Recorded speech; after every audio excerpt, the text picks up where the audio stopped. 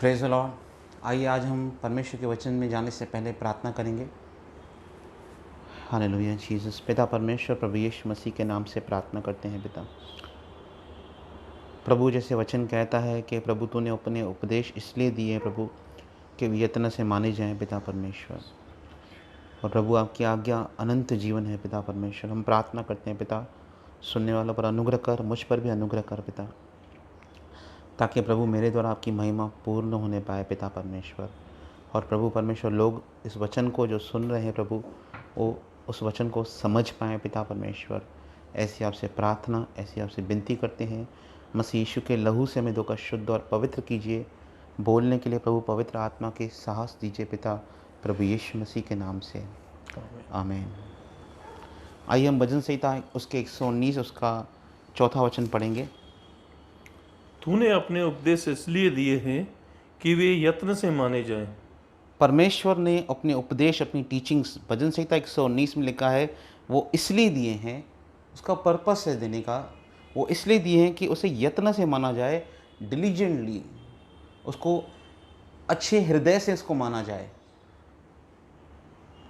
भजनकार 119 जिसने लिखा है, उसने पूरा अध्याय इसी उद्देश्य से लिखा है कि परमेश्वर की व्यवस्था कितनी भली है और उसकी क्या मायने हैं। आज हम कुछ परमेश्वर के वचनों को देखने जा रहे हैं जो मसीह जीवन की आरंभ की शिक्षाओं में से एक, यीशु के शिष्य बनने की कुछ टीचिंग्स में से एक है।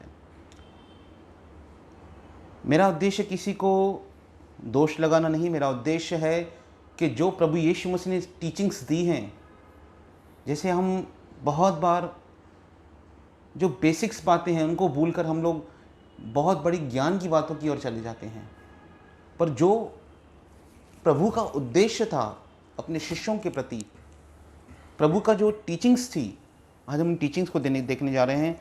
इसलिए मैंने इस वचन को परमेश्वर ने मेरे हृदय में डाला कि आज के विषय को स्टार्ट करने से पहले इस वचन को मैं कोट करूं जो हमने पढ़ा कि परमेश्वर ने अपने उपदेश इसलिए दिए हैं कि वे यत्न से माने जाएं। आज हम टीचिंग्स देखने जा रहे हैं, वो परमेश्वर ने हमको इसलिए दी है ताकि हम अच्छे हृदय से उसको फॉलो करें। हम आएंगे मत्ती रचित सुसमाचार 5वां अध्याय।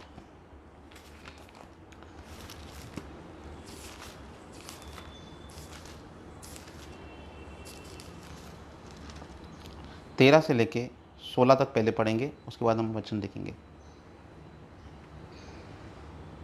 तुम पृथ्वी के नमक हो, परंतु यदि नमक का स्वाद बिगड़ जाए तो वह फिर किस वस्तु से नमकीन किया जाएगा? फिर वह किसी काम का नहीं, केवल इसके कि बाहर फेंका जाए और मनुष्यों के पैर तले रौंदा जाए। तुम जगत की ज्योति हो।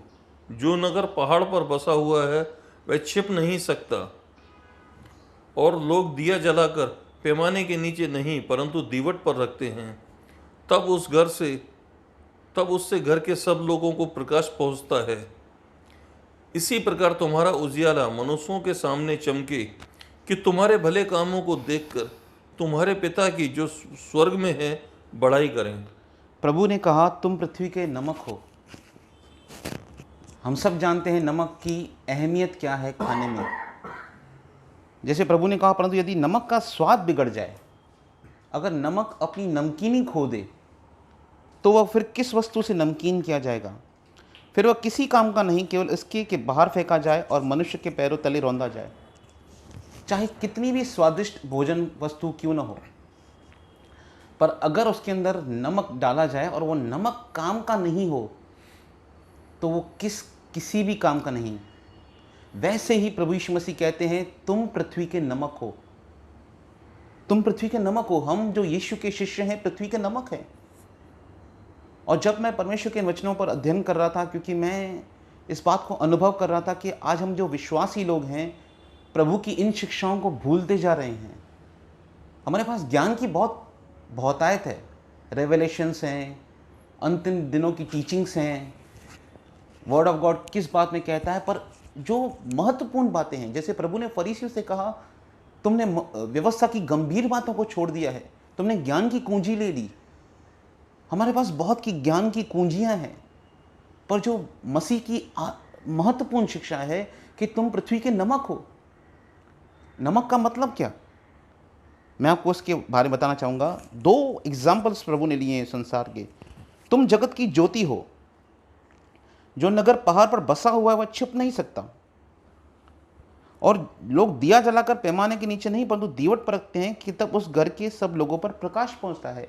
प्रभु ने कहा जब दिया जलता है तो दिया जलते हुए उसे किसी से ढका नहीं जाता, उसे तो ऊपर रखा जाता है ताकि सबके ऊपर उसका प्रकाश आए, सबके ऊपर उसकी लाइट आए। और प्रभु उजियाले को क्या कहते हैं?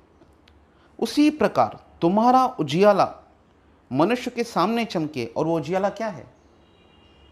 कि वे तुम्हारे भले कामों को देखकर तुम्हारे पिता की जो स्वर्ग में है बड़ाई करें। अर्थात अगर मैं प्रभु यीशु मसीह का शिष्य हूँ, मुझे देखकर और आपको देखकर लोग परमेश्वर की बड़ाई करने पाए। जब मुझसे कोई पूछता था कि परमेश्वर की स्तुति आराधना क्या होती है, सच बताता हूँ मुझे इसका आंसर नहीं आता था। मुझे भी इतना लगता था कि स्तुति यानी फास्ट सॉन्ग्स और आराधना मतलब स्लो सॉन्ग्स, परंतु बाइबल ऐसा नहीं कहती। बाइबल ऐसा कहती है कि लोग तुम्हारे जीवन को देखकर पिता की स्तुति करने पाए। पहला पत्रस उसके 2 अध्याय में लिखा है, जिसने तुमको अंधकार से बाहर निकाला है उसके गुण प्रकट करो। एग्जैक्टली पत्रस कहता है, इंग्लिश में लिखा है, यू शो हिज प्रेजेस, कि आपके जीवन को देखकर उसकी स्तुति होने पाए। पौलुस इफिसियस उसके 1 अध्याय में कहता है, हम उसकी महिमा की स्तुति के कारण हो। गीत गाना वो भी एक स्तुति आराधना का पार्ट है, पर जो रियल स्तुति है जिसको मैं समझाना चाहता हूँ वो स्तुति है, अर्थात आपके जीवन को देखकर अगर कोई परमेश्वर को महिमा दे कि ये सचमुच विश्वासी है। जैसे प्रभु ने फिलिपुस के विषय में कहा है, नतनएल के विषय में कहा, देखो यह सच्चा इज़राइली है, इसमें कोई कपट नहीं। अर्थात जब हमारे जीवन को देखकर लोग कहें कि इसमें मुझे मसीह दिखाई देता है, अर्थात ये मसीह के समान चलता है। प्रभु ने एक शब्द कहा था यूहन्ना उसके 10 अध्याय में, उन्होंने कहा, मेरी भेड़ मेरा शब्द पहचानती है, मेरी भेड़ मेरे पीछे हो लेती है। मैंने एक मीटिंग सुनी थी कि भेड़ की इतनी सारी क्वालिटी होती है, पर यीशु मसीह की जो भेड़ है उसकी एक क्वालिटी होती है, स्पिरिचुअल के विषय में कहता हूँ, वो अपने चरवाहे के शब्द को पहचान कर उसके पीछे चलती है। वो सच्ची भेड़ है। आज हम परमेश्वर की शिक्षाओं को देखने जा रहे हैं जो महत्वपूर्ण है, जिसे मैं समझता हूँ बहुत ही महत्वपूर्ण है, जिसे हम अपने डेली लाइफ में शायद ओबे करते हैं नहीं करते हैं। मैं किसी पे दोष लगाने के हिसाब से नहीं कहता, पर मैं इस बात को मिसिंग देखता हूँ आज की मसीहत के अंदर, कि हमारा जो जीवन का कैरेक्टर है, हमारा जो व्यवहार है, हमारा जो उठना बैठना है, हमारा सोचना है, हमारा बिजनेस करना है, हमारा पारिवारिक जीवन जो है, क्या वो वचन से मैच खा रहा है? उसी प्रकार तुम्हारा उजियाला मनुष्य के सामने चमके कि वे तुम्हारे भले कामों को देखकर। पौलुस कहता है, हम हर एक के विवेक में अपनी भलाई बिठाते हैं, क्योंकि हम जो भलाई करते हैं, परमेश्वर ने हमको इसलिए सृजा है कि हमारे द्वारा भलाई दिखाई दे परमेश्वर की। 9 अध्याय मरकुस की पुस्तक 50 वचन पढ़ेंगे, 9:50। पहले हम नमक के बारे में देखेंगे, नमक एग्जैक्टली प्रभु वचन में क्या कहता है नमक के बारे में। नमक अच्छा है, नमक अच्छा है प्रभु कहते हैं, पर यदि नमक की नमकीन जाती रहे, यदि नमक की नमकीन ही जाती रहे, अगर हमारे अंदर से वो मसीहत ही ना हो तो उसे किस से स्वादिष्ट करोगे? तो हमारी मसीहत किस काम की? अपने में नमक रखो और आपस में मेल मिलाप से रहो। इंग्लिश में लिखा है, आपस में शांति के साथ रहना सीखो। नमक का एग्जैक्टली मीनिंग क्या है? नमक का एग्जैक्टली मीनिंग है कि आपस में मेल मिलाप के साथ रहना है। एग्जैक्टली नमक की मीनिंग ये है। कुलुसियों उसका 4 उसका 6 वचन पढ़िए। अब यहाँ पर आपको इंग्लिश ट्रांसलेशन की ज़रूरत पड़ेगी, क्योंकि हिंदी अनुवादकों ने वहाँ पर इस शब्द का अनुवाद नहीं किया है, इसलिए हमें इंग्लिश ट्रांसलेशन की ज़रूरत पड़ेगी। कोलोसियंस उसका 4 उसका 6 क्या कहता है? तुम्हारा वचन सदा अनुग्रह सहित और सलोना हो, हाँ, कि तुम्हें हर मनुष्य को उचित रीति से उत्तर देना आ जाए। कोलोसियंस 4:6 मैं एक वचन निकाल रखा।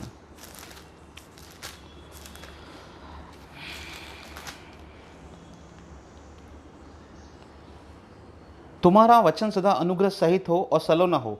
इंग्लिश में लिखा है let your conversation be with gracious. आपके साथ जो एक दूसरे से बात करते हैं वो अनुग्रह सहित हो। वचन मतलब प्रचार करने के विषय में नहीं कर रहा है पौलुस। पौलुस कहता है जब तुम आपस में एक दूसरे से बात करते हो तो तुम्हारे बोलने से अनुग्रह आना चाहिए, आपकी कन्वर्सेशन अनुग्रह सहित हो। मैं समझता हूँ यहाँ पर हम बहुत बार मिस्टेक करते हैं, मैं पर्सनली बहुत बार मिस्टेक करता हूँ इस एरिया में, पर धीरे धीरे करके अपनी गलतियों से हम सीखते हैं। अगर आपके अंदर अच्छा विवेक है जो आपको बताता है कि आप सही और गलत कर रहे हैं, तो आप अपने विवेक का इस्तेमाल करके प्रभु के सामने जाएंगे, अपने विवेक का दोष दूर करेंगे यीशु मसीह के लहू के द्वारा और अनुग्रह मांगेंगे प्रभु कि आज मैंने इस व्यक्ति से बुरी रीति से बर्ताव किया है, आगे के बाद मैं इस व्यक्ति के साथ बुरा बर्ताव ना करूं। हम मसीह तो अच्छे हैं कलीसिया में, क्या हम मसीह अच्छे हैं अपने परिवार में?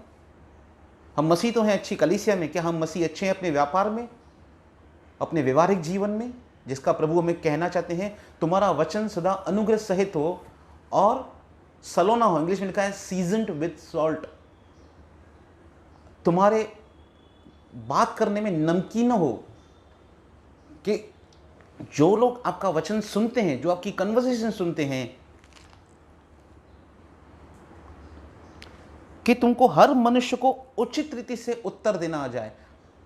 बहुत बार लोग हमसे बुरी तरीके से व्यवहार करते हैं, पर हमको राइट वे से आंसर देना चाहिए। समझिए किसी ने आपके साथ गलत टोन में बात किया, या बहुत बार ऐसा होता है, जैसे मैं आपको अपना पर्सनल एग्जांपल बताता हूँ। 8-10 दिन पहले हुए मेरे पिताजी ने मुझसे एक बात कही कि मुझे बिजनेस के बारे में आपसे बात करनी है, मुझसे कहा। तो मैंने अपने पापा को बहुत रैशली, बहुत ही बुरे तरीके से जवाब दिया, और जैसे ही मैंने पापा को बुरी रीति से रिप्लाई किया, थोड़ा चिढ़ के रिप्लाई किया, तो मेरे पापा की मूड बहुत ख़राब हो गई। और मैंने इस बात को रियलाइज़ किया कि मेरे इस बोलने की वजह से मेरे पापा का जो सोचना है वो गलत दिशा में जा रहा है, और शैतान एडवांटेज उठाता है इन बातों का। और मुझे बहुत दुख हो रहा था कि मैंने अपने पापा को गलत रीति से रिप्लाई किया।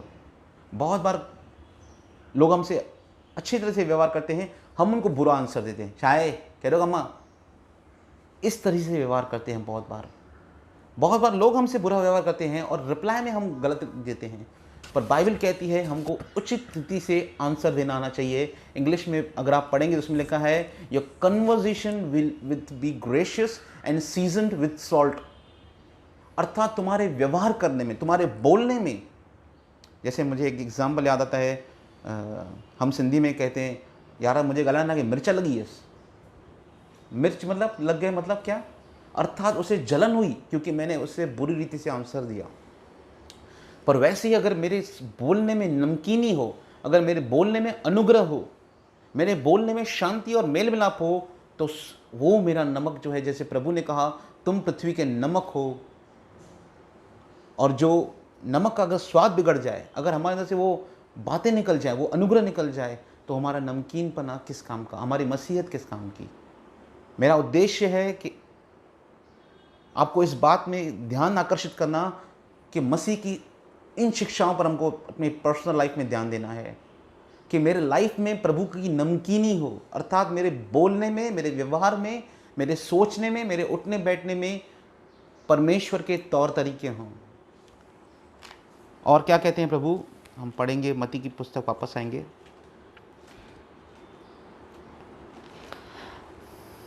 तुम जगत की ज्योति हो, जो नगर पहाड़ पर बसा हुआ छुप नहीं सकता। हम जगत की ज्योति हैं। प्रभु यीशु मसीह ने कहा, 12 अध्याय यूहन्ना की पुस्तक 35 वचन पढ़ेंगे। बहुत ही महत्वपूर्ण वचन है। ज्योति के ऊपर बहुत सारे वचन हैं, पर मेरा उद्देश्य ज्योति क्या है एग्जैक्टली उस पर समझाना है। यह मनुष्य का पुत्र कौन है? 12:35 यूहन्ना 12:35 पढ़िए। यह मनुष्य का पुत्र कौन है? यीशु ने उससे कहा, ज्योति अब थोड़ी देर तुम्हारे बीच में है। ज्योति अब थोड़ी देर तुम्हारे बीच में है। बहुत महत्वपूर्ण वचन है। प्रभु कह रहे हैं जब तक ज्योति तुम्हारे साथ है, ज्योति जब तक तुम्हारे साथ है तब तक चले चलो। तब तक तुम ज्योति के साथ चलो। जब तक ज्योति तुम्हारे साथ है तुम ज्योति के साथ चलो। क्यों? हाँ, आगे पढ़िए। ऐसा न हो कि अंधकार तुम्हें आ घेरे अगर तुम ज्योति के साथ नहीं चलोगे तो क्या आ जाएगा? अंधकार। और अगर मैं मसीह के साथ नहीं चल रहा हूं तो क्या होगा मेरी लाइफ में? अंधकार मुझ पे हावी होना शुरू हो जाएगा। मुझे डेली लाइफ में, आपको डेली लाइफ में यीशु मसीह के साथ चलना है। मैं जानता हूं इस संसार में बहुत बुरा समय चल रहा है, संसार के लोग बहुत बुरे हैं। आपको लगता होगा मैं बहुत बार गिरा हूं लोगों से व्यवहार करने में, मेरे बात करने से लोगों को बहुत बार ठेस पहुंची है। कोई बात नहीं, आप भी आज से सुधारा कर सकते हैं। मैं अपनी डेली लाइफ से सीखता हूं। मैंने बहुत बार अपनी लाइफ में मिस्टेक्स की हैं, व्यवहार करने में, बात करने में, मैं उनसे सीखा हूं। मैं अपनी असफलताओं से सीखा हूं कि मैं कितनी बार असफल हुआ हूं। मैं ये भी नहीं कहता कि मैं भविष्य में असफल नहीं होऊंगा, पर मैं ज़रूर अपनी असफलताओं से सीखूंगा। अगर आप असफल हुए हैं यीशु मसीह के पीछे चलने में, लोगों से व्यवहार करने में, तो आप अपनी असफलताओं से सीख सकते हैं। पर अगर आप अपनी असफलताओं के अंदर, इस बुरे व्यवहार में अंदर बड़े रहेंगे और कभी चेंज होना नहीं चाहेंगे, तो आप कभी भी मसीह के सच्चे शिष्य नहीं बन सकते हैं। सुधरता वो इंसान है जो अपनी गलती को समझता है। अगर गलती करने के बाद भी मैं अपनी गलती ना मानूं तो मैं कभी सुधर नहीं सकता। प्रभु कहते हैं ज्योति अब तुम्हारे साथ है, जब तक ज्योति तुम्हारे साथ है तुम ज्योति के साथ चलो। अगर तुम ज्योति के साथ नहीं चलते तो कहीं ऐसा ना हो कि अंधकार तुम्हें आ घेरे, अंधकार तुम्हें घेर लेगा अपने साथ। और जो अंधकार में चलता है वह नहीं जानता कि किधर जाता है। मेरा विषय ये नहीं कि अंधकार और ज्योति के विषय में आपको समझाऊं, क्योंकि वो एक अलग टॉपिक है। जैसे फर्स्ट जॉन में लिखा है, जो अपने भाई से प्रेम नहीं करता वो अंधकार में। मेरा विषय वे नहीं है, पर मेरा एग्जैक्टली विषय है, मैं आपको संक्षेप में समझाना चाहता हूँ प्रभु की टीचिंग्स को। मेरा उद्देश्य एक है आज आपके सामने प्रचार करने का कि आप मत्ती रचित सुसमाचार के 5वें, 6वें और 7वें अध्याय के ऊपर मनन करके अपना जीवन बिताएं। मैं भी, मेरा फोकस आज की प्रीचिंग का, मेरा उद्देश्य आज की प्रीचिंग का एक ही है कि मत्ती रचित सुसमाचार के 5वें, 6वें और 7वें अध्याय की जो प्रभु के उपदेश हैं, और अगर हम इन 3 अध्याय के उपदेशों को अपने जीवन में मानना शुरू करें तो मैं समझता हूं हम बहुत हद तक अच्छे यीशु के शिष्य बन सकते हैं। मेरा उद्देश्य यही है, क्योंकि टीचिंग्स बहुत सारी होती हैं, पर मेरा उद्देश्य यह है कि हम इन सिद्धांतों पर अपना जीवन बिताएं। कहीं अंधकार तुम्हें ना आ घेरे। जो अंधकार में चलता है वो नहीं जानता किधर जाता है। 36। जब तक ज्योति तुम्हारे साथ है, ज्योति पर विश्वास करो कि तुम ज्योति की संतान हो। जब तक ज्योति तुम्हारे साथ है, ज्योति पर विश्वास करो कि तुम ज्योति की संतान बनो। हम ज्योति की संतान है विश्वास करने के द्वारा। लिखा है याकूब की पुस्तक में, परमेश्वर ज्योतियों का पिता है, और जो कोई यीशु मसीह पे विश्वास करता है वो ज्योति की संतान बनता है। पर ज्योति का एग्जैक्टली मीनिंग क्या है? यह होना इफिसियों 5:9।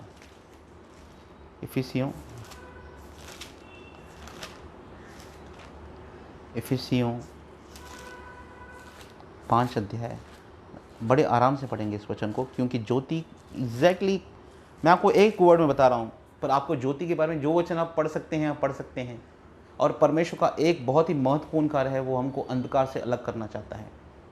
परमेश्वर नहीं चाहता कि उसकी संतान अंधकार में रहे।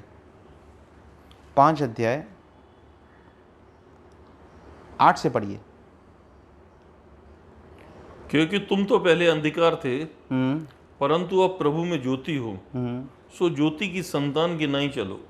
क्योंकि तुम तो पहले अंधकार थे परंतु अब प्रभु में ज्योति हो, अतः ज्योति की संतान के समान चलो, अर्थात यीशु के समान चलो, जैसे प्रभु यीशु मसीह चलता था। मेरे कहने का उद्देश्य है, यीशु मसीह के समान बनना एक मनुष्य के लिए बहुत ही कठिन मैं समझता हूँ, पर जिन उद्देश्यों से, जिन प्रिंसिपल्स से यीशु मसीह चलता था, उन प्रिंसिपल्स को मुझे और आपको फॉलो करना है अपनी पर्सनल लाइफ के अंदर। और आज हमारे अंदर अशांति, गुस्सा, अहंकार भरा पड़ा है, क्योंकि हम प्रभु की शिक्षाओं को भूल रहे हैं। भजनकार कहता है कि प्रभु ने उपदेश इसलिए दिए कि यत्न से माने जाएं, यत्न से प्रचार न किए जाएं, केवल यत्न से उसको फॉलो किए जाए, डिलीजेंटली, पूरे हृदय से उसको फॉलो किया जाए। जैसे पॉल कहता है रोमन 6:17 के अंदर, जिसको हम एंड में पढ़ने जा रहे हैं इस वचन को, कि परमेश्वर के उपदेश को कैसे फॉलो किया जाता है। बहुत से लोग बाइबल पढ़ते हैं, पर बाइबल को केवल पढ़ना नहीं, परंतु बाइबल को पढ़कर उसे अपनी लाइफ में अप्लाई करना है। वचन कहाँ पे लिखा है ये अलग है, पर वचन को अपनी जिंदगी में अप्लाई करना ये अलग बात है। 9 वचन पढ़िए। ज्योति क्या है? क्योंकि ज्योति का फल सब प्रकार की भलाई क्योंकि और ज्योति धार्मिकता और सत्य है। क्योंकि ज्योति का फल सब प्रकार की भलाई है। क्या है? The fruit of righteousness, fruit of light, sorry, the fruit of light. ज्योति का फल सब प्रकार की भलाई है। यह उद्देश्य है मेरा कि तुम्हारे भले कामों को देखकर लोग तुम्हारे स्वर्गीय पिता की महिमा करने पाए। पौलुस कहता है 2 कुरिन्थियंस उसके चैप्टर 6 में कहता है, हम किसी के सामने, मैं समझता हूँ 1 कुरिन्थियन है या 2 कुरिन्थियंस है, पर 6 चैप्टर में ये बात लिखी है पौल ने, हम किसी के सामने ठोकर खाने का कोई अवसर नहीं देते। मेरी जिम्मेदारी है, अगर मेरे जीवन के द्वारा किसी के जीवन में ठोकर लगती है, मेरे कारण कोई पाप में गिरता है, उसके लिए कहता है, या मेरे बुरे व्यवहार के देखकर कोई मेरे परमेश्वर की निंदा करता है, ये मेरा दायित्व है। मैं हमेशा इस बात को दोहराता हूँ। हमारे भारत देश में कचरा बहुत है, हर जगह आप कूड़ा देखते हैं, जहाँ भी देखते हैं। क्यों है? क्योंकि हम में से हर एक भारतीय जो है अपनी जिम्मेदारी नहीं निभाता। हम रैपर्स खा के वहीं पे फेंक देते हैं, हम खाली बोतल्स पानी की पीकर वहीं फेंक देते हैं, इससे कचरा बढ़ता है। 134 करोड़ लोग हम भारत के लोग हैं, उनमें से मैं समझता हूँ 2 to 3% लोग हैं जो अपनी जिम्मेदारी समझते हैं, बाकी 97% लोग अपनी जिम्मेदारी नहीं समझते। इसलिए भारत में आपको हर जगह कूड़ा दिखाई देता है। वैसे ही मसीहत में भी है। हम में से मसीहत में बहुत सारे लोग अपनी जिम्मेदारी को नहीं समझते हैं कि मैं मसीह के साथ हूँ तो मेरा जीवन कैसा होना चाहिए। और एक दूसरी मैंने एक देखा है मैंने व्यवहार मसीहियों के बीच में। जैसे मैं विश्वासी हूँ, मैं पप्पू ब्रदर से एक्सपेक्ट करूँगा कि ये यीशु मसीह के समान चले, पर मैं यीशु मसीह के समान चलूँ उस पर मेरा फोकस नहीं होगा। यार हे बिलीवर थी करिए ना, कम तो करे। पर मैं विश्वासी बनूँ, मैं यीशु के समान चलूँ, उस पर मेरा फोकस नहीं जाएगा। यार हे विश्वासी थी करिए तो करे। मैं एक्सपेक्ट करता हूँ कि ब्रदर यीशु के समान चले, तो ये मेरा दायित्व है कि पहले मैं यीशु के समान चलूँ। मैं नहीं कहता कि मिस्टेक्स नहीं होंगी, पाप नहीं होंगे। पाप हम सबसे होते हैं, वो अनइंटेंशनल पाप हैं। यिजकेल की पुस्तक में लिखा है अज्ञानतावश किए गए पाप, भूल चूक से किए गए पाप। लिखा है इब्रानियों की पुस्तक में, जो भूल चूक से पाप करते हैं, महायाजक उनके लिए भी है कि उनके साथ नरमी से व्यवहार किया जाता है। एक महायाजक का काम है कि वो भूले और भटके से बहुत बड़ी कोमलता के साथ व्यवहार करता है। परमेश्वर एग्जैक्टली हमसे वैसा ही व्यवहार करता है, क्योंकि हम बहुत बार अज्ञानतावश पाप करते हैं, भूल चूक से गलतियां करते हैं। पर हम अपनी दायित्व को, हम अपनी जिम्मेदारी को मसीह में समझें। क्या कहता है परमेश्वर का वचन? आज का वचन जो है विशेष पुराने विश्वासियों के लिए है। क्योंकि ज्योति का फल सब प्रकार की भलाई है और धार्मिकता है। धार्मिकता मतलब मेरे हर व्यवहार में राइचियसनेस है, सही काम। राइचियसनेस का मतलब सही कार्य करने वाला। लिखा है पहला यूहन्ना उसके 3 अध्याय में, धोखा न खाना। जो धार्मिकता के काम करता है वही उसके समान धर्मी है। राइचियस एक नेचर है जो परमेश्वर का नेचर है, और सत्य है, सच्चाई के साथ चलता है। भजन संहिता उसके 15 में लिखा है, जो हृदय से सच बोलता है। बहुत बार हम मुंह से सच बोल सकते हैं, मुंह से सच बोलना अलग होता है, हृदय से सच बोलना अलग होता है। ऑनेस्टी के साथ सच बोलना। वापस आएंगे मत्ती की पुस्तक 5वें अध्याय में। तुम जगत की ज्योति हो। ज्योति का फल है भलाई, धार्मिकता, सत्य। तुम जगत की ज्योति हो, जो नगर पहाड़ पर बसा हुआ छुप नहीं सकता। अगर आप ज्योति के समान चलेंगे, आप छुप नहीं सकते।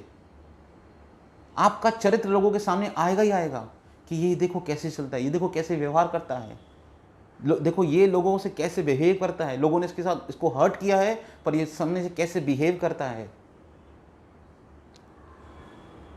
और लोग दिया जलाकर पैमाने के नीचे नहीं रखते, परंतु दीवट पर रखते हैं, तब उससे घर के सब लोगों को प्रकाश पहुंचता है। मैं आज आपको एक जिम्मेदारी समझाने जा रहा हूँ मसीह जीवन की। तीमुथियुस में पौलुस कहता है, जो अपने परिवार की चिंता नहीं करता वो अविश्वासी से भी बुरा है। अगर मेरी मसीहत कलीसिया तक सीमित है, मेरे परिवार के अंदर नहीं है, तो बाइबल बताती है I am a worse than unbeliever. अगर मैं कलीसिया में बहुत सुर के साथ प्रभु के सामने गाता हूँ और घर में कड़वाहट के साथ बातें करता हूँ, तो मेरी मसीहत किस काम की नहीं है। लिखा है, जो अपने परिवार की चिंता नहीं करता वो अविश्वासी से भी बुरा है। कितना हमें समझाने का वचन है कि हमारी लाइफ एक अनबिलीवर से भी वर्स हो सकती है अगर हम अपने पारिवारिक व्यक्ति की चिंता नहीं करते। लिखा है, प्रभु कहते हैं तुम्हारे घर तक वो, तब उसके घर के सब लोगों को प्रकाश पहुंचता है। पहले घर के लोगों को मालूम पड़ेगा कि ये क्राइस्ट को फॉलो करता है कि नहीं फॉलो करता, बाहर वालों को बाद में मालूम पड़ेगा। मुझे एक व्यक्ति आज कह रहा था,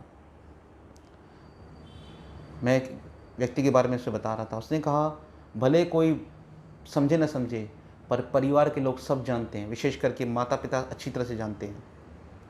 एक माता पिता अपने बच्चे को अच्छी तरह पहचानते कि मेरा बेटा अंदर से कैसा है। मुझे एक विश्वासी आज बता रहा था, उसने कहा मैं जानती हूँ, एक स्त्री थी, उसने कहा मैं जानती हूँ कि मेरे बेटे कौन से हैं। वैसे ही हर माँ जानती है कि उसके बच्चे कैसे हैं। परिवार के लोग पहले जानते हैं कि हम क्राइस्ट को फॉलो करते हैं कि नहीं करते हैं। फिर हमारे जैसे मेरे परिवार के लोग सारे मसीह में हैं, बहुत सारे लोगों के परिवार के जो लोग हैं शायद प्रभु को सब लोग नहीं मानते होंगे, पर बाइबल कहती है तुम्हारा वचन जो है अनुग्रह सहित तो तुम्हें अच्छी रीति से रिप्लाई आना चाहिए। तुम्हारे लाइफ की भलाई को देखकर वो देखना चाहिए कि प्रकाश उनके लाइफ में आता है। जैसे परमेश्वर की पहचान की ज्योति यीशु मसीह के चेहरे से प्रकाशित होती है, वैसे ही वो ज्योति हमारे मुंह पर आती है। वो केवल ऐसे ही नहीं आती केवल बोलने से, जैसे वचन में लिखा है मित्र की संगति से मित्र का मुख चमकता है। लोग हमारे अंदर मसीह की भलाई को देखकर देखेंगे नहीं ये वाकई क्राइस्ट का फॉलोअर है। उसी प्रकार तुम्हारा उजियाला मनुष्य के सामने चमके कि वे तुम्हारे भले कामों को देखकर तुम्हारे पिता की जो स्वर्ग में है बड़ाई करें। हम एक वचन पढ़ेंगे इफिसियों, भलाई के विषय में देखने जा रहे हैं। मेरा उद्देश्य यही है कि हमारे जीवन के चरित्र को देखकर, इफिसियों 2:8,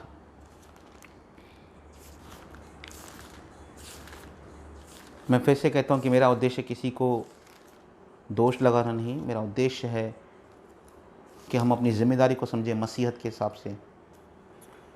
क्योंकि विश्वास के द्वारा अनुग्रह से ही तुम्हारा उद्धार हुआ है। क्योंकि विश्वास के द्वारा अनुग्रह ही से तुम्हारा उद्धार हुआ है। हम इस वचन को बहुत अच्छी तरह से समझते हैं विश्वासी लोग, पर हम उसके दूसरे पोर्शन को भूल जाते हैं। इसका दूसरा पोर्शन क्या कहता है? यह तुम्हारी ओर से नहीं वरन परमेश्वर का दान है, और न कर्मों के कारण, ऐसा न हो कि कोई घमंड करे। ऐसा ना हो कि कोई घमंड करे उस उद्धार के विषय में, क्योंकि हमने कुछ नहीं किया, प्रभु ने सब कुछ किया है हमारे लिए, और हमारा उद्धार विश्वास पर आधारित है जो प्रभु यीशु मसीह ने क्रूस पर किया। पर 10 वचन क्या कहता है? क्योंकि हम उसके बनाए हुए हैं, हम परमेश्वर के बनाए हुए हैं विश्वासी लोग, और मसीह यीशु में उन भले कामों के लिए सुरजे गए। किसके लिए सुरजे गए हैं? भले कामों के लिए। हम किसके लिए सुरजे गए? हम भले कामों के लिए सुरजे गए हैं। हम उसके बनाए हुए हैं मसीह में। हमारी धार्मिकता हमें यीशु मसीह पर विश्वास करने से प्राप्त होती है, पर हम बनाए क्यों गए हैं? हर एक चीज़ के बनाने का एक कारण है। आज इस मोबाइल से रिकॉर्डिंग हो रही है तो इसका उद्देश्य क्या है? इसका उद्देश्य वो पूरा कर रहा है मोबाइल, पर मुझे क्यों बनाया गया है? मुझे और आपको प्रभु में क्यों नई सृष्टि बनाया गया है? ताकि मुझे देखकर, आपको देखकर लोग मसीह को पहचाने। लोग तुम्हारे भले कामों, हम उसके बनाए हुए हैं मसीह यीशु में उन भले कामों के लिए सृजे गए हैं जिन्हें परमेश्वर ने पहले से हमारे करने के लिए तैयार किया है। जिन्हें परमेश्वर ने तैयार करके रखा है कि हम उन भलाई के कामों को करें। क्यों? क्योंकि ईश्वरीय स्वभाव है भलाई करना, और परमेश्वर चाहता है कि हम उसके समान बने। जैसे प्रभु ने कहा कि अगर तुम इन बातों को फॉलो करोगे, आपस में अगर एक दूसरे से प्रेम करोगे, तो इसी से लोग जानेंगे कि तुम मेरे शिष्य हो। एक और वचन पढ़ेंगे, तीतुस की वचन, तीतुस, मैं समझता हूँ तीतुस 2 अध्याय है, 14 वचन पढ़ना है, पर 14 वचन को पढ़ने के लिए आपको 11 से पढ़ना पड़ेगा। इसका उद्देश्य क्या है वचन का लिखने का? 11 से लेकर 14 तक पढ़ेंगे। क्योंकि परमेश्वर का अनुग्रह प्रकट है जो सब मनुष्यों के उद्धार का कारण है, और हमें चेताता है कि हम अभक्ति और सांसारिक अभिलाषाओं से मन फेरकर इस युग में संयम और धर्म और भक्ति से जीवन बिताएं, और उस धन्य आशा की अर्थात अपने महान परमेश्वर और उद्धारकर्ता यीशु मसीह की महिमा के प्रकट होने की बाट जोते रहें, जिसने अपने आप को हमारे लिए दे दिया कि हमें हर प्रकार के अधर्म से छुड़ा ले और शुद्ध करके अपने लिए एक ऐसी जाति बना ले जो भले भले कामों में सरगर्म हो। क्योंकि परमेश्वर का वो अनुग्रह स्पष्ट है, कहता है पौलुस कि वो अनुग्रह हमें पापों से मन फिरा को सिखाता है, हमें हर प्रकार की अभक्ति को ना कहना सिखाता है, और हमें एक धन्य आशा मसीह में मिली है कि मसीह में हमें पुनरुत्थान मिलने वाला है। और 14 में वो जो कहता है, मेरा उद्देश्य वहाँ पर है, जिसने अपने आप को हमारे लिए दे दिया कि हमें हर प्रकार के अधर्म से छुड़ा ले प्रभु ने, और शुद्ध करके अपने लिए एक ऐसी जाति बना ले जो भलाई करने में सरगर्म हो, अर्थात जागृत हो, सरगर्म हो, अर्थात एक अग्नि से जलती हो कि मुझे भलाई करनी है। परमेश्वर ने मुझे और आपको इसलिए बनाया कि मुझे देखकर और आपको देखकर लोग पिता की स्तुति करें। और अगर आज यहाँ पर कहीं मिसिंग हो रहा है तो वो जिम्मेदारी आपकी और मेरी है। मेरे जीवन की जिम्मेदारी मेरी है, आपके जीवन की जिम्मेदारी आपकी है। मैं कहता हूँ इस बात को बड़ी गंभीरता लें और उसको पूरी गंभीरता से इन शिक्षाओं को अपने जीवन में लें, क्योंकि प्रभु ने जो ये टीचिंग्स दी हैं इसलिए दी हैं कि हम केवल उस पर उपदेश न दें, हम केवल उनको पढ़कर दूसरों को सिखाएं नहीं, पर उनको फॉलो करें अपनी लाइफ में। जैसे यीशु ने कहा, मेरी भेड़ मेरे पीछे चलती है, जैसे यीशु मसीह चला वैसे हमें चलना है। मैं एक वचन पढ़ रहा था, यूहन्ना 12 अध्याय में प्रभु यीशु मसीह कहते हैं, जो मेरी सेवा करता है वो मेरे पीछे हो ले। Anybody who want to serve me must follow me, मेरा अनुकरण करो। और इस अनुकरण करते करते हम बहुत सारी मिस्टेक्स करते हैं व्यवहार करने में लोगों से। बहुत बार हमसे गलतियां होती होंगी शायद, पर अपनी गलतियों से सीखकर, जैसे पौलुस कहता है, मैं एक काम करता हूं, जो बातें पीछे रह गई इनको भूलकर मैं आगे की ओर बढ़ता चला जाता हूं। अपनी गलतियों से सीखिए कि मैंने इस व्यक्ति से गलत व्यवहार किया। अगर आपको लगता है कि मैंने इसे बोलने से बहुत हर्ट किया है, आपको माफ़ी मांगनी चाहिए उस व्यक्ति से। अगर आपने किसी को बोलने से हर्ट किया है, आपको अपना जो जीवन है, अपने जीवन से मसीहत दिखानी है, भलाई दिखानी है, जिससे परमेश्वर का वचन कहता है नमक और ज्योति, अर्थात मेल मिलाप, अर्थात शांति की बातें, अर्थात मेरे जीवन से भलाई, धार्मिकता और सत्य दिखाई देना चाहिए। मेरी कन्वर्सेशन में, मेरे व्यवहार में सत्य दिखाई देना चाहिए। और अगर यहाँ पर हम कमज़ोर पड़ते हैं, अगर हम ऐसा नहीं करते हैं, तो कहीं ना कहीं, जैसे वचन में लिखा है, अन्य जातियों में तुम्हारे कारण परमेश्वर के उपदेश की निंदा की जाती है। परमेश्वर की महिमा मेरे जीवन के द्वारा भी हो सकती है, परमेश्वर की निंदा भी मेरे जीवन के द्वारा हो सकती है। चुनाव मेरे अंदर द्वारा है कि मैं किस बात को चुनाव करता हूँ। जैसे प्रभु ने कहा, यदि नमक अपनी नमकीनी खो दे तो किस काम का। वैसे अगर ज्योति ना दे तो ज्योति किस काम की। अगर आपके घर में जो लाइट है वो रोशनी दे ही नहीं तो वो रोशनी किस काम की। इसलिए लिखा है, परमेश्वर का वचन कहता है, जो कोई ज्योति के निकट आता है वो अपने कामों को प्रकट करता है कि वो परमेश्वर के द्वारा किए गए। यूहन्ना चैप्टर 3 में ये बात लिखी है कि उसने हमें इसलिए सृजा कि हम भले कामों में सरगर्मी बने। हम वचन पढ़ेंगे मत्ती रचित सुसमाचार 7वां अध्याय।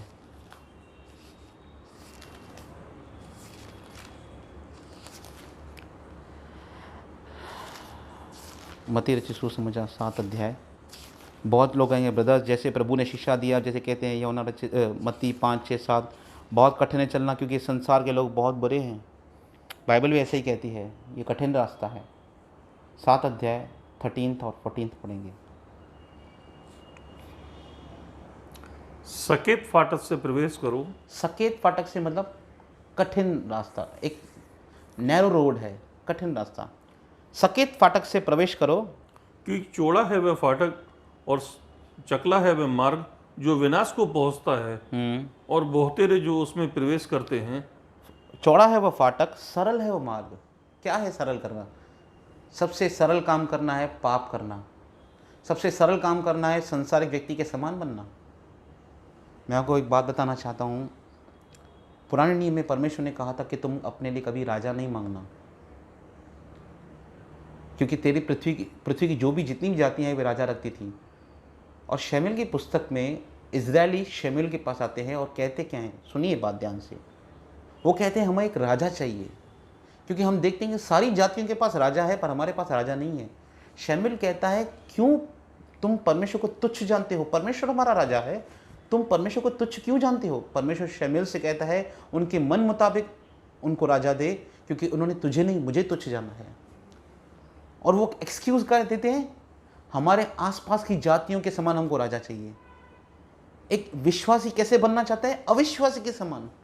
भजन संहिता में लिखा है, वे अन्य जातियों के लोगों के साथ हिल मिल गए और उनकी रीति व्यवहारों को सीख लिया। आज हम कैसा जीवन जी रहे हैं? लोगों के लिए सरल है पाप करना, क्योंकि चौड़ा है वह फाटक, सरल है वह मार्ग जो विनाश को पहुंचता है, और बहुत हैं जो उसमें प्रवेश करते हैं। 14th, क्योंकि सकेत है वह फाटक और सकरा है वह मार्ग जो जीवन को पहुंचता है, और थोड़े हैं जो उसे पाते हैं। क्योंकि सकेत है वह फाटक और कठिन है वह मार्ग। यीशु मसीह के जो रास्ते हैं वो कठिन है। यीशु मसीह को फॉलो करना कठिन है, क्योंकि अगर मैं यीशु मसीह के पीछे चलता हूँ तो मैं जानता हूँ संसारिक लोग मेरा एडवांटेज उठाएंगे, लोग मुझसे बुरा व्यवहार करेंगे, लोग मुझसे शायद ऐसा व्यवहार करेंगे जिससे मुझे पसंद नहीं हो। वो कठिन होगा, वो इजी नहीं होगा, पर बाइबल कहती है हमें इस रास्तों पे चलना है, अपनी प्रैक्टिकल लाइफ में इनको ओबे करना है। और मैं केवल आपको उपदेश नहीं देता हूँ, मैं इस वचनों पर पूरी चलने की कोशिश करता हूँ, जैसे प्रभु ने कहा है कि मेरे जीवन को देखकर, केवल बाहरी दृष्टिकोण से नहीं, जैसे प्रभु ने फरीसियों से कहा तुम बाहर से धर्मी दिखाई देते हो, अंदर असह्य से भरे पड़े हो, वैसे नहीं। जैसे पौलुस कहता है रोमन 6:17 में, मैं वैसे करना चाहता हूँ कि तुम उसके सांचे में डाले गए हो, अब उसके उपदेश को हृदय से मानने वाले हो गए हो। मैं परमेश्वर को फॉलो करना चाहता हूँ, हार्ट से फॉलो करना चाहता हूँ, केवल शरीर से दिखाना नहीं चाहता कि मैं प्रभु को फॉलो करता हूँ फरीसी के समान, पर मैं पौल के समान उस नियम से जीवन बिताना चाहता हूँ।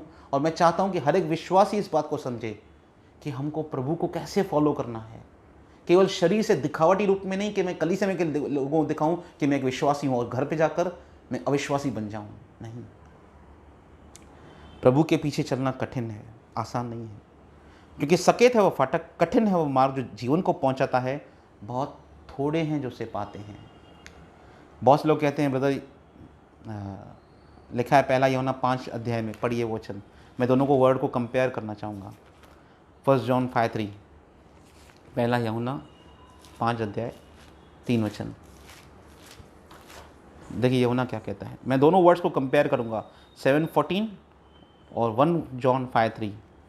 और परमेश्वर का प्रेम यह है, परमेश्वर से प्रेम रखना यह है कि हम उसकी आज्ञाओं को माने, और उसकी आज्ञाएं कठिन नहीं। हम उसकी आज्ञाओं को माने, उसकी आज्ञाएं कठिन नहीं। यहाँ पे लिखा है कठिन है, इंग्लिश में लिखा है उसकी आज्ञाएं बोझ नहीं है।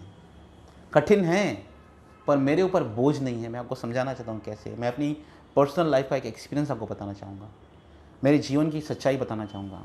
मैं अपने पिता के साथ काम करता हूँ बिजनेस में, और मेरे पिता के ऊपर कुछ जिम्मेदारियाँ हैं, और वो जिम्मेदारियाँ मेरे पिता के साथ काम करते करते हुए मेरे ऊपर भी हैं, क्योंकि मैं उनके अंडर में काम करता हूँ बिजनेस में।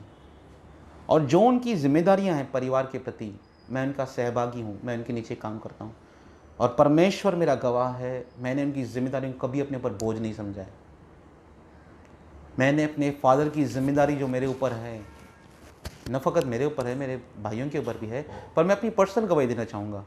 मैंने कभी अपने फादर की जिम्मेदारी को ऐसा नहीं समझा कि जैसे ये बोझ है मेरे पे, मेरे डैड की जिम्मेदारी मेरे पर आ गई, उनकी ये जिम्मेदारी थी मुझे मेरे पर आ गई। पर मैं परमेश्वर को गवाह करके, जैसे पौलुस कहता है परमेश्वर मेरा गवाह है, मैं परमेश्वर को गवाह करके मानता हूँ कि मैंने कभी कॉन्शियसली इन बातों को ऐसा नहीं कहा कि मेरे डैड की जिम्मेदारी थी, उनको ये करना चाहिए था, मेरे ऊपर क्यों आ गई ये जिम्मेदारी।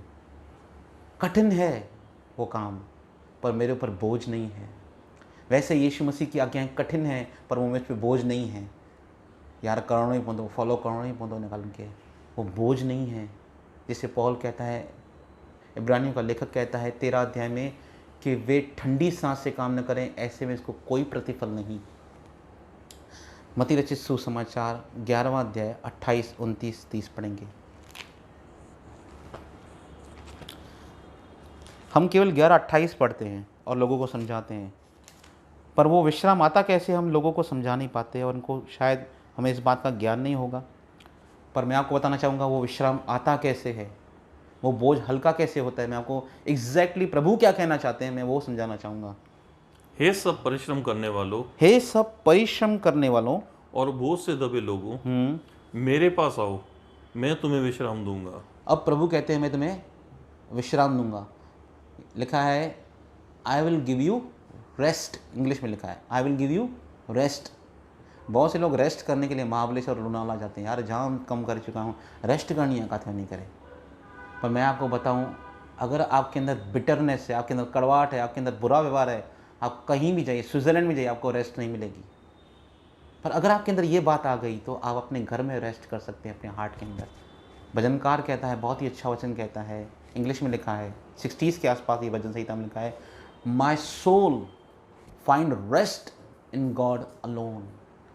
ईश्वर ही मेरा विश्राम स्थान है, कहीं भी मुझे विश्राम नहीं मिल सकता, मेरा विश्राम स्थान ईश्वर है। भजनकार कहता है, मैं तुम्हें विश्राम दूंगा, पर कैसे दूंगा। 29, मेरा जुआ अपने ऊपर उठा लो और मुझसे सीखो, क्योंकि मैं नम्र और मन में दीन हूँ, और तुम अपने मन में विश्राम पाओगे। मेरा जुआ मतलब जिसमें दो बैल एक साथ, बैलगाड़ी की जो काट होता है उसको जुआ कहते हैं। मेरा जुआ अपने ऊपर उठा लो मतलब मेरा स्वभाव अपने ऊपर उठाओ। मेरा जुआ, मेरा स्वभाव अपने ऊपर उठा लो और मुझसे सीखो, यीशु मसीह कहता है, क्योंकि मैं नम्र हूँ, मैं मन में दीन हूँ, और तुम अपने मन में विश्राम पाओगे। You will find rest in me, कहता है प्रभु। क्यों? क्योंकि यीशु मसीह का जो नेचर था वो कैसा नेचर था? बदला लेने का नेचर नहीं था। लिखा है कि वो अपने आप को सच्चे न्यायी के हाथ में सौंपता था। अगर आप इस बात को नहीं समझते कि आपके साथ जो भी गलत हो रहा है उसमें परमेश्वर भलाई उत्पन्न कर सकता है, तो आप अपना जो मामला है खुद सलटाने की कोशिश करेंगे। पर अगर आपकी दृष्टिकोण एक आत्मिक व्यक्ति के समान है, जैसे यूसुफ की थी, कि तुमने मेरे साथ बुराई की है परंतु उस बुराई में परमेश्वर ने मेरे लिए भलाई उत्पन्न की है। जैसे यीशु मसीह के साथ लोग बुरा व्यवहार करते थे परंतु उन सारी बुराइयों में परमेश्वर ने भलाई उत्पन्न की है। ये परमेश्वर का एक अलौकिक काम है जो हमेशा करता है, वो सबके जीवन में करता है। पर बहुत बार हम अपना किस्सा अपने हाथ में उठाते हैं और खुद सॉल्व करने की कोशिश करते हैं। यीशु मसीह कहता है, मेरा नेचर अपने अंदर लो, मैं किसी से पलटा नहीं लेता, मैं किसी के लिए पीछे से बात नहीं करता, मैं किसी के लिए बुरा नहीं बोलता, मैं किसी का न्याय नहीं करता। मेरा जुआ अपने ऊपर उठाओ, क्योंकि मेरा बोझ जो है वो, क्योंकि मैं मन में नम्र हूँ, मैं हम्बल हूँ, मैं मन में दीन हूँ, और तुम अपने मन में विश्राम पाओगे। अगर आपको रेस्ट चाहिए आत्मिक रीति से, वो अगर आप प्रभु यीशु मसीह के नेचर को अपने अंदर लेंगे। जैसे प्रभु व्यवहार करता था, जैसे लिखा है कि वो लोगों को गाली सुनकर गाली नहीं देता था। जैसे प्रभु ने एक वचन कहा, यदि कोई तेरा कुर्ता छीन ले तो उसे अपनी दोहर लेने भी न छोड़। इस संसार के लोग आपसे खींचेंगे चीज़ें, छीनेंगे आपसे चीज़ें, उस समय आप कैसा व्यवहार करेंगे? जैसे वचन में लिखा है, आज ही मैं एक विश्वासी को वचन बता रहा था, इब्रानियों 10 अध्याय में वचन लिखा है, तुमने अपनी संपत्ति भी आनंद से लुटने दी और यह जाना कि तुम्हारे पास एक सर्वदा ठहरने वाली संपत्ति है। इस संसार के लोग हमसे संपत्ति खींच सकते हैं, छीन सकते हैं, हमारी सांसारिक सुविधाएं खींच सकते हैं, पर हमारे पास सर्वदा ठहरने वाली एक संपत्ति है, वो परमेश्वर के पास है। वो अनंत मीरास है जो हमें मसीह के साथ सहभागी करती है, उससे हमें कोई वंचित नहीं कर सकता। यीशु मसीह कहते हैं, देखिए 30 में पढ़िए, क्योंकि मेरा जुआ सहज और मेरा बोझ हल्का है। मेरा जुआ, मेरा नेचर जो है वो सहज है, वो इजी है, और मेरा बोझ जो है वो हल्का है। मेरा जो नेचर है वो हल्का है, क्योंकि यीशु मसीह जब रात को सोता था, मैं हमेशा इस बात को कहता हूँ, उसके मन में ये नहीं था इसने मेरे साथ ऐसा बोला, मैं इसको कल जाके ऐसा आंसर दूंगा। बहुत बार ऐसा होता है, जब भी किसी की व्यक्ति के साथ हमारी प्रॉब्लम होती है, 2 उदाहरण मैं बताना चाहूँगा। जब भी किसी व्यक्ति के साथ मेरी या किसी की समस्या आती है, तो जब तक वो व्यक्ति सामने आए, हम उसके अपने माइंड में उसके साथ आर्ग्यूमेंट करते हैं। कैसे बताता हूँ, और हम ऐसे माइंड में बात करते हैं, हे अच्छे माना ये जवाब नहीं, हे ना मुझे ये चाहिए ना, माना ये जवाब नहीं नमाज। वो आया नहीं है, उसने मुझसे बातें नहीं की है, पर मैं उसे माइंड में झगड़ना शुरू कर देता हूँ। यीशु मसीह ऐसे नहीं था। बहुत बार ऐसा होता है, जैसे मैं अपनी बात बताता हूँ, पहले मैं ऐसे सोचता था, अब मैं ऐसे नहीं सोचता हूँ। मेरा नेचर था ऐसा, खराब नेचर। अगर कोई मेरी बात नहीं माने, मैं सोचता था अभी ये बात जो नहीं मान रहा है मेरी, अपने तरीके से काम कर रहा है, इसमें नुकसान होना चाहिए।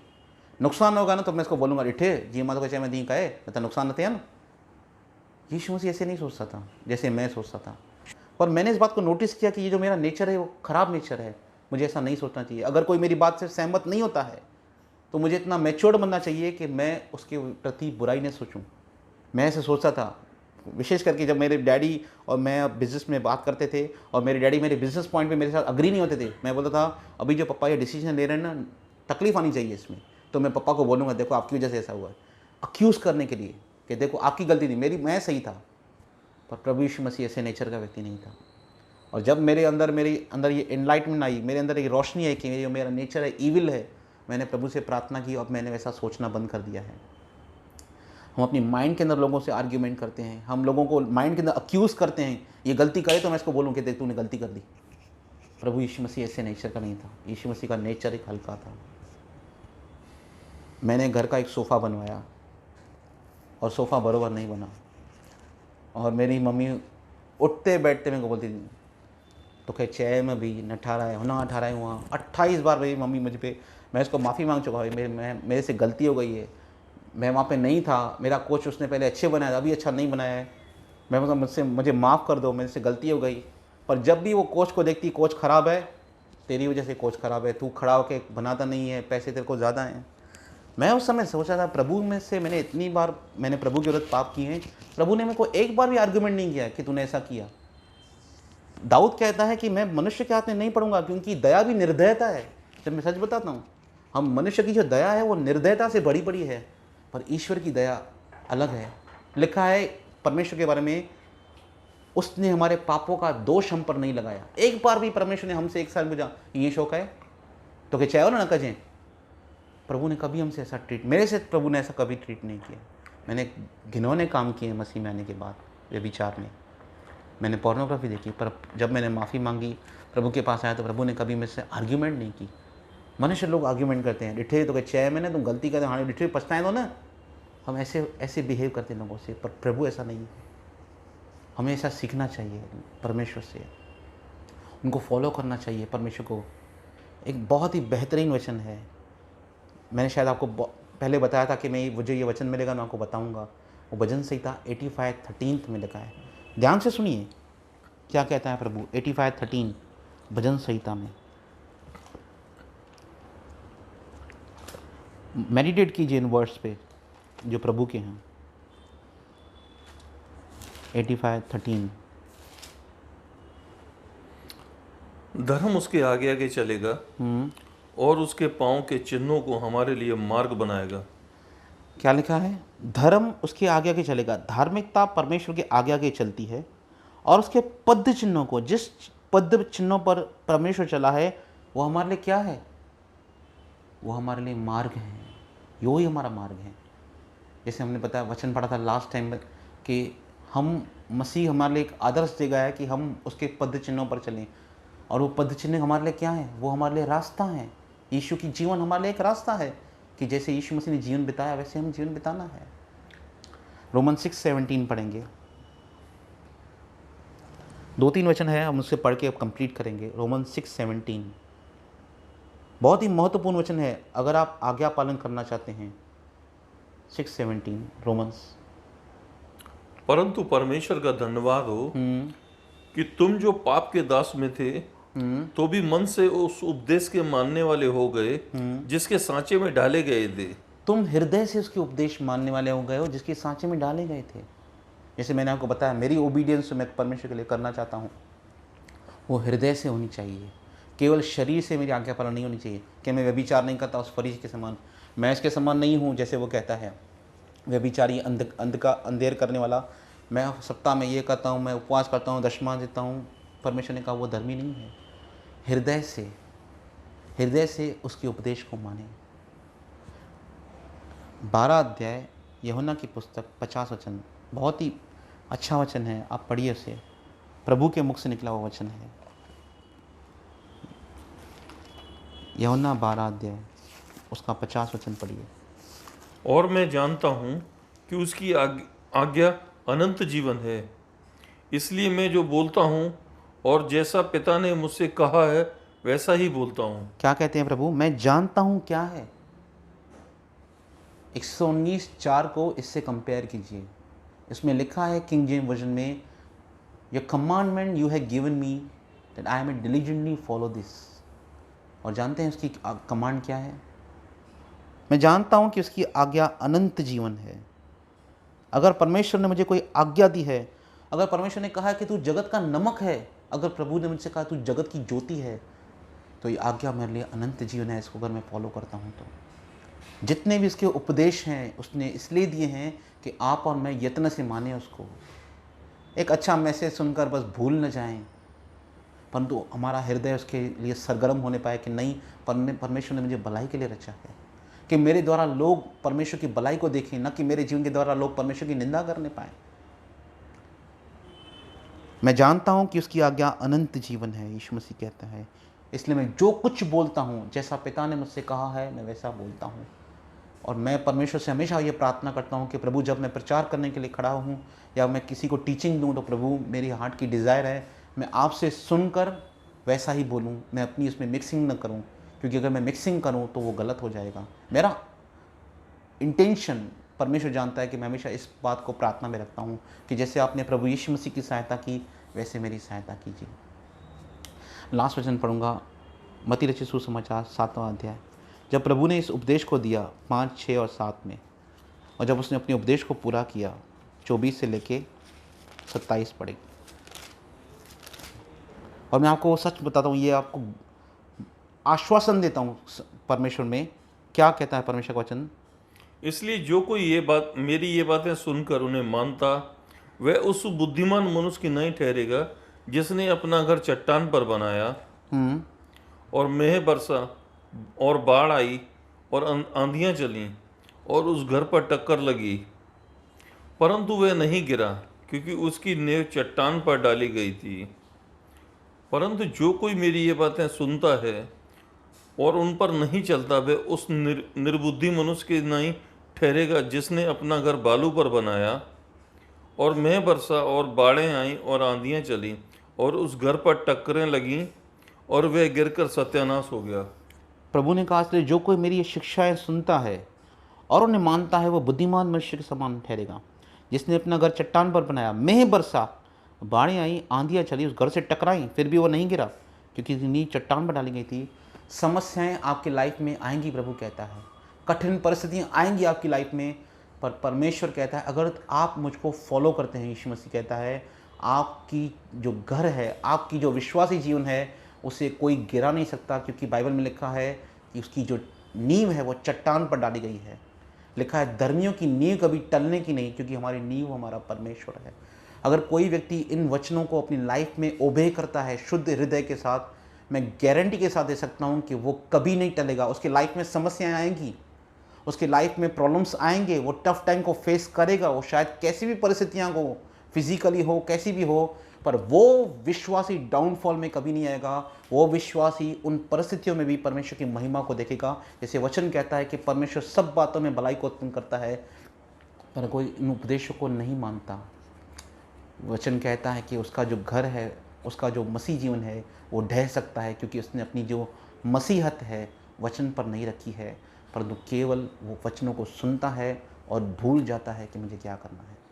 परंतु उसने अपने उपदेश इसलिए दिए हैं कि यत्न से माने जाएं। और मैं आशा करता हूं कि आप इस वचनों को समझ पाए हैं। और मैं आपको कहता हूं कि मत्ती रचित सुसमाचार के 5वें, 6वें और 7वें अध्याय पर अध्ययन कीजिए। अगर आपको अपने अंदर गड़बड़ी दिखाई देती है, उस गड़बड़ी को प्रभु के सामने लेकर जाइए। भजन संहिता में लिखा है, अपने हृदय की बात प्रभु के सामने खुलकर कहो।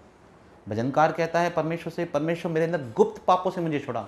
ऐसे बहुत सारे पाप हैं जो गुप्त होते हैं, हम किसी को बता नहीं सकते। प्रभु को जाके बोलिए कि प्रभु मेरे अंदर ये गुप्त पाप है, मुझे इससे छुड़ाइए। आपके अंदर कोई आत्मिक समस्या है, उसका समाधान कोई व्यक्ति नहीं है, उसका समाधान केवल परमेश्वर है। आपको करना है, प्रभु के साथ समय बिताना है और प्रभु से सहायता मांगनी है, ताकि आपके अंदर की बुराई, आपके अंदर जो नमकीनता चली गई है, आपके अंदर जो ज्योति का जो फल नहीं दिख रहा है, वो दिखाई देना शुरू हो जाए। कि आपके बोलने से लोग, जैसे लिखा है धर्मी के बोलने से लोग चंगे होते हैं, लोग आपके द्वारा रिफ्रेश्ड होने पाएँ। तो इन बातों पर मनन कीजिए, गौर कीजिए, ताकि मसीह जी की महिमा हमारे द्वारा होती रहे। प्रभु आपको आशीष करे। आमीन।